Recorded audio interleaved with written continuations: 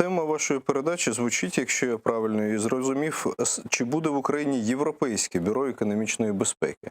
Тобто з акцентом саме на слово «європейське».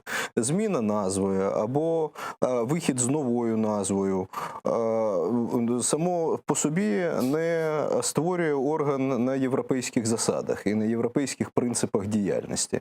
Вивчаючи нашою групою експертною особливості здійснення фінансових розслідувань в різних країнах світу, в тому числі у країнах Європейського співтовариства.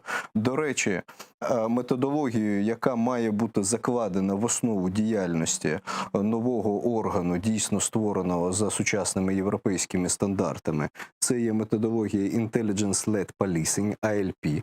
У нас дуже широко останні роки почала використовуватись ця назва, але за цією назвою стоїть дуже серйозні напрацювання.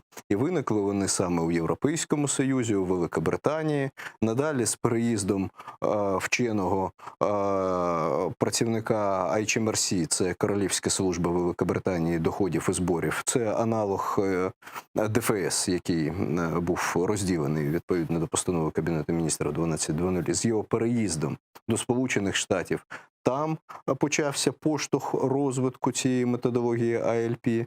І, власне, оця методологія, вона і має бути закладена в основу діяльності нового органу.